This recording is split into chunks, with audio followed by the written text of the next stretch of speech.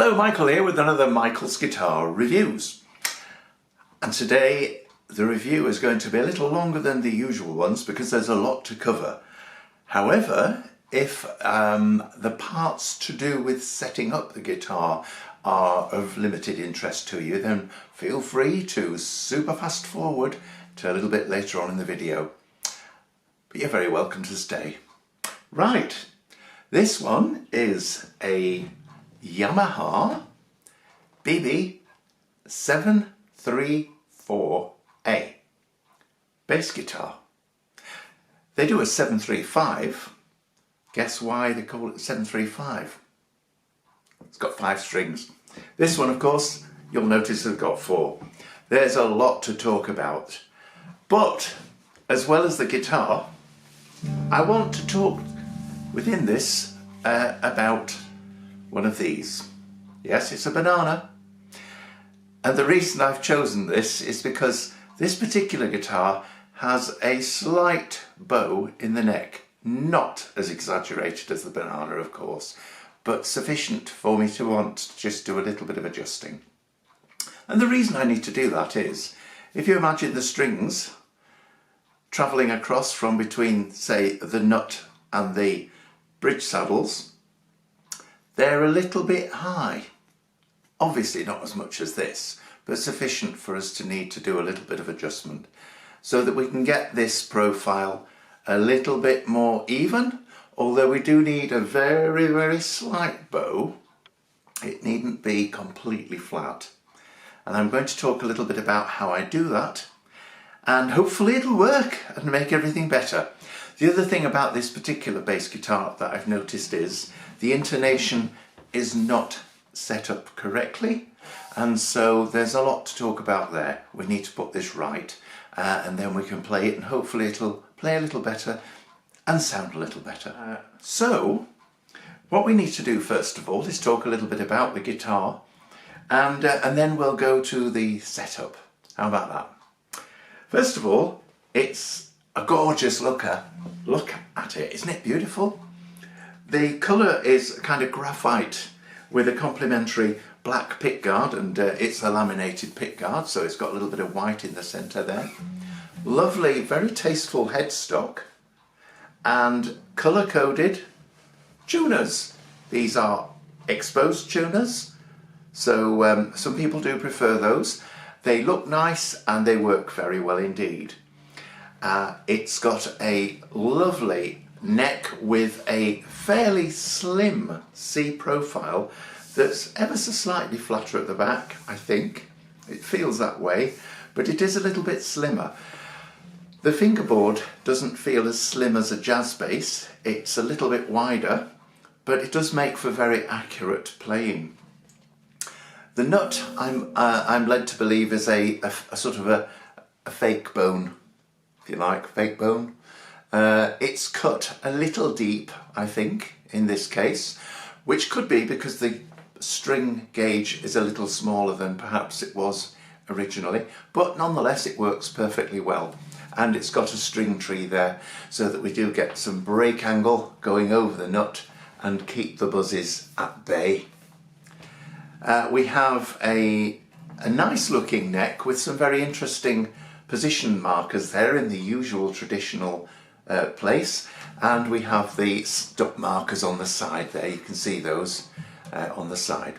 Everything's colour coordinated. We have a fairly traditional body shape. We have 2 pickups, a P-type pickup if you like, and a straight bar type pickup a little further down. The bridge is interesting and well worth a mention because this particular one gives the player a number of options. It's got the traditional string going over a saddle that's adjustable. I'll say a little bit more about the saddles themselves in a moment. In this particular case, the strings go through the body, but they exit here rather than on the back.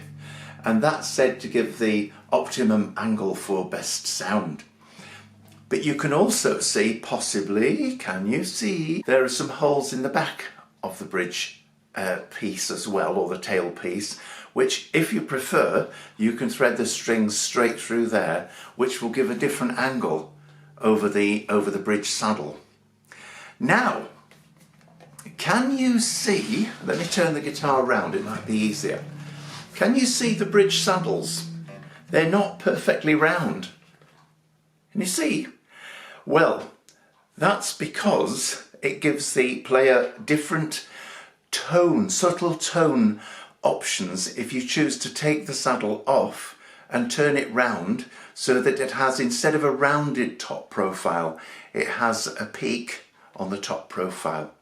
If you go onto Yamaha's website, they explain that in quite good detail, and it's worth having a little read for yourself. So there's no need for me to go into too much detail about that here.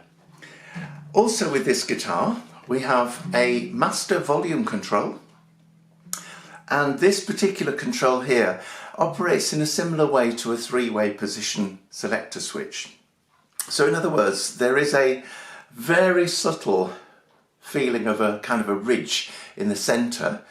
If you turn it one way, you can select one pickup, turn it the other way, you can select the other, and if you go to that little notch feeling in the middle, that's blending both pickups together. We've also got 3 different equaliser tone controls. So we've got bass, middle and treble. Operated on a clockwise gets you a different sound obviously to anti-clockwise, and because this is the active model, we have a switch here which can switch between passive and active, and what those will do is give you subtle differences in the tone. Obviously for that you need a battery. Now the battery compartment, the only criticism I'd level is that when you try and get this off, it falls off, and it would be worthwhile if you can get a little piece of ribbon or material and just glue it to the inside of the cover plate and the inside of the cavity where the battery sits, so that if it did fall, at least it's got something to retain it.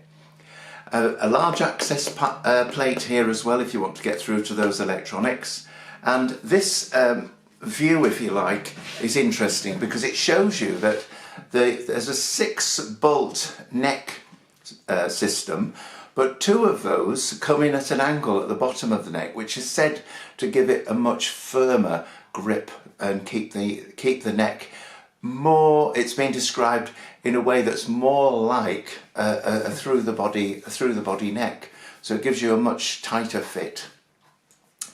And yeah, overall standard jack input there, but otherwise, oh yes, the other thing we need to talk about is that the truss rod adjustment is at this end, and it's a hexagon nut, and I'm going to talk a little bit about truss rod adjustment so that we can just bring that profile down a little bit away from that curve that we have. The curve, by the way, I've noticed by eye, so it's very difficult to show on the camera. One thing you can probably see, if I'm very careful, is the distance of the strings away as well from the fingerboard there. That's very little part of that's to do with the neck profile, or the neck, the slight bow in the neck. It's more to do with the fact that the string saddle height is perhaps in need of being brought down a little bit, and I will be doing that as part of the intonation setup as well, because at the moment the intonation is clearly out. So now that we've had a quick look over the guitar, oh, I didn't mention, nice sculptured body profile, very comfortable. It's a laminated body as well, which has apparently got maple in the middle. All this is very technical, and the people at Yamaha have clearly gone into some detail on the website about this and the reasons why they've chosen that particular composite. Everything else nicely finished, fret ends nicely finished, nut nicely finished. In fact, it's a Yamaha, so everything's nicely finished, isn't it? On a lot of them anyway. Yeah, great. Okay, well, let's start by talking about the adjustment of the neck by adjusting the truss rod. Now, the truss rod, as you probably know, goes through the length of the neck. If it's tightened, it stretches the neck and brings it from that bow to a straighter profile. Now obviously if you over tighten it, you're going to get a profile that goes in the opposite way, which is going to mean that the strings catch partway down the fingerboard. Another very important word of caution is that always go slowly when you're adjusting truss rods. I am not a luthier. I have adjusted many truss rods and learned how to do that, but everyone will tell you that if you are too vigorous and you over tighten the truss rod, there's a very real danger that you're going to separate the neck from the fingerboard, and then you're into big expense for a repair. So tread very carefully when you're adjusting a truss rod. I know this needs tightening because the bow is slightly lower towards the middle of the neck. If it was the other way round, then it would need to be loosened. Lefty loosey, righty tighty. So we're going to have a look at that now. One thing I will always say as well is that if you consider the distance between the strings as being about the amount that you want to tighten or loosen each time, and then recheck. If you try and be more vigorous than that, as I've mentioned already, you are going to be potentially heading for trouble. So take it steady, take slow, small amounts each time and keep checking. Some people suggest that you slacken off the strings as well before you do that. However, when you put the string tension back to normal, that will affect the profile. So for me, I just prefer to leave it as it is and go very carefully. So we'll start with that. Here we go. Adjusting the neck via the truss rod. Now I've noticed that the neck is very slightly concave, and I've also checked it with a straight edge as well, and there is a gap around the middle here. So in order to rectify that, just bring it to be almost straight but not quite straight, I'm going to use an ordinary hex spanner or hex wrench or an Allen key, and that fits into the recess right at the end of the neck here. And you have to be very careful. Make sure when you put the key in, I'll call it a key, that you get the correct size. It needs to be a proper fit. Don't have it where it's too loose, because if it is, when you try and put some pressure on, there's a risk that you're going to damage the inside of the nut itself. You can see that this is now upright. I only want a tiny little bit of tightening just to check, and I'll recheck the neck again. So I'm just going to move the hex nut that way to the right, righty-tighty, just a tiny little bit. That's enough. And now recheck the neck. And I can remember what it looked like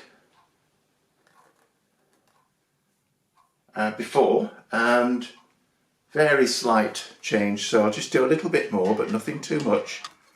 There we are. Again, make sure it's in snugly, and then a very small amount of movement, and check again. And I'm sure this time, yep, that's much better. Just double check with the straight edge. That looks great. Okay, and if we press down as well on the 17th fret, we can see how much movement there is. So only want a tiny little bit of movement there. Okay, if you had a lot, then it may be because there's too much bow in the neck. That's quite nice now. Lovely, well I'm happy with that. The next thing we're going to do is we're going to check for intonation. The harmonic note should also be correct and in tune with the open string and the 12th fret and the harmonic. And we're going to do this by adjusting both the height of the bridge saddles, each one independently, but also by adjustment using the screw at the back here, we can make the bridge saddle go forwards or backwards, depending on whether we want to increase or decrease the pitch. I'm going to do that with just one, and I won't bother going through all of them for the video because you'll be getting bored if I do that.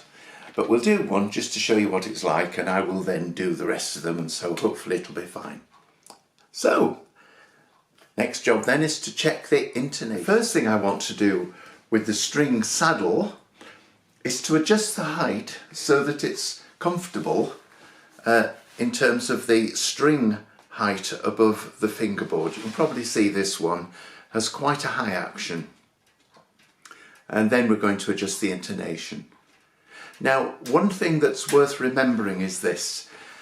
We're going to use a hex key again, which fits into the two screws, one either side of the string on the bridge saddle. It's worth remembering that if you have to lower the saddle height, you're loosening the strings. So in other words, you're going to go in an anti-clockwise direction with the hexagon key or the Allen key. If you need to go the opposite way to increase the height of the string saddle, you're going to be going against the resistance of a string that's under tension. And there's a risk, if you do that, that you could put too much pressure on the threads of the little screws. They're only tiny little screws, and you could damage the threads. So if you need to increase the height, you might be better off loosening the strings tension a little so that you're not overstressing the little screws either side of the saddle. But in this case, this guitar strings are a little bit too high from the fingerboard, and I'm going to be reducing the saddle height. So in other words, I'm not increasing pressure on the screws, I'm reducing it. So I'm just simply going to make sure that I do them equally as well. So both sides should be the same, and the saddle itself should be sat more or less flat. You might find sometimes that people want to have a slight angle to go with the contour of the neck, but it's probably something that won't make a great deal of difference. The most important thing is that they're reasonably square together so that you don't get one side lifting. So, just going to pop the hex nut in there, do a little turn on one side, a little turn on the other side, just pop that on my lap, and each time just check the string height. Yeah, it needs to go down a bit more. Not too far, of course, otherwise we'll end up with the string being too close to the fingerboard and you'll get buzz. But this one does have room for quite a bit of movement. So there we go. Down a little bit more. And the same on the other side, so that I keep those string saddles square. That looks pretty good. A little tiny bit more. Yep. There we are. Okay, that's great. And now I'm quite happy that the string is closer to the fingerboard. And I'm going to do that with each of them, so I won't bore you with that. I'll do them separately and then we'll look at the intonation in terms of bringing the saddle backwards or forwards. Okay, for setting the intonation, I've first of all made sure that all the strings are in tune. And then what we're looking for is the same sound at the 12th fret that you get with the open string. And if that sound is incorrect, or if it doesn't sound right to you, then a screwdriver inside the back of the plate here, you can just see that there's the head of the screw, and you can turn the screw gently one way or another to either bring the saddle further forward or back until you get the intonation correct. There is a certain amount of trial and error. I've done that now, and just to demonstrate, if I play the open G string, then it should sound the same when I press the 12th fret. And the same with the harmonic. Perfect. I've done that with all of the strings. So now this guitar has the neck set so that the profile is the very, very slightest forward bow, very, very slight. And the string saddles have been set so both for height and also the distance backwards or forwards to make sure that we get the intonation correct. So now the guitar is set up to play nicely. So what does it sound like? Let's have a listen. This is the volume control. We're going to select the selector rotary control so that we can get the pickup which is closest to the neck. And I'll have all of the other equalizer sound controls all fully clockwise, and we've got our active passive switch here towards the strings, and I'll demonstrate that and then we'll move this switch away, see what difference it makes to the sound. Here we go.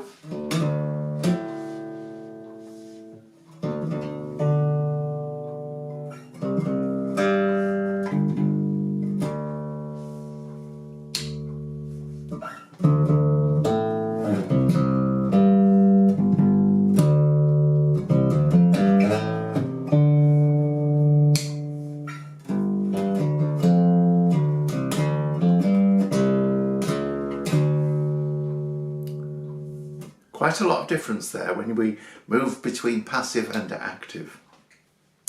Let's take the pickup selector and move it all the way around fully clockwise, so we're looking at this pickup here. Same again, I'm leaving the equalizer controls all set fully clockwise.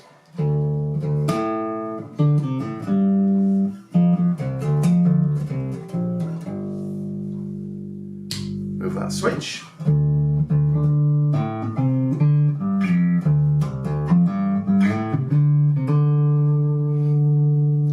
Obviously a lot of difference in the volume there as well.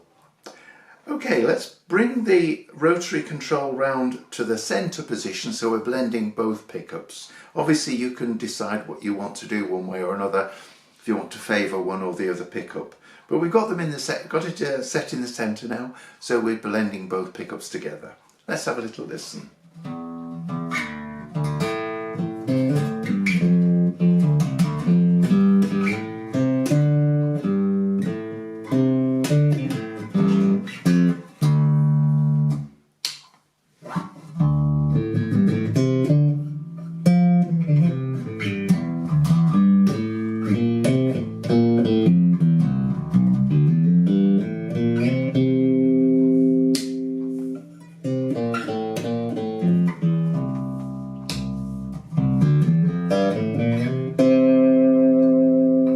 Okay, let's leave the pickup selector in the centre and we'll turn down the furthest control away from the strings, that's the treble control, all the way anti-clockwise.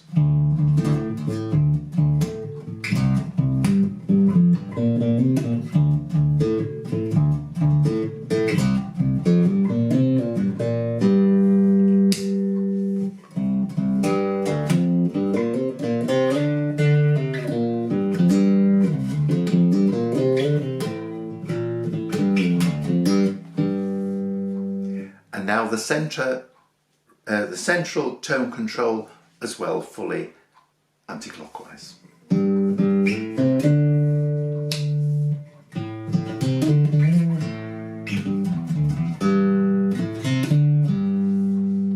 now the bass control all the way fully anti-clockwise.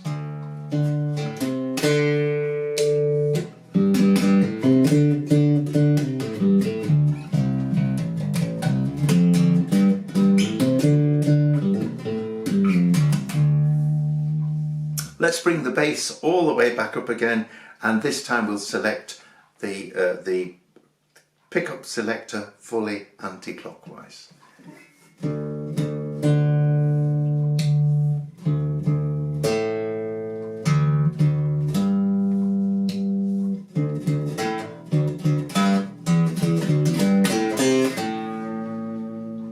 And now we'll take the pickup selector all the way fully clockwise.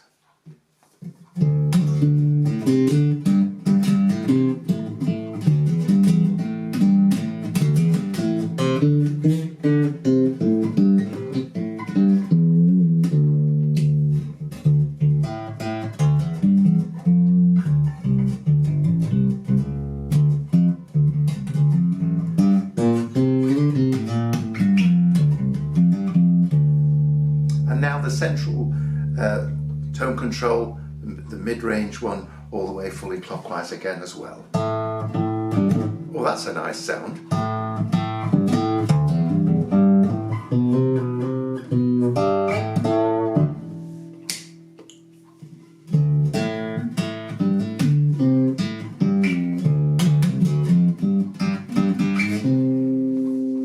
And now the treble control fully clockwise.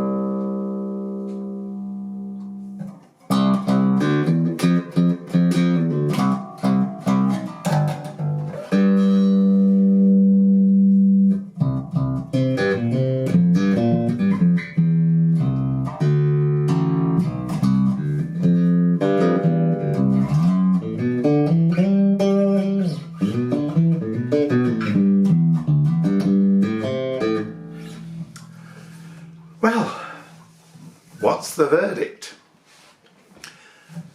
A lovely guitar, very nicely made.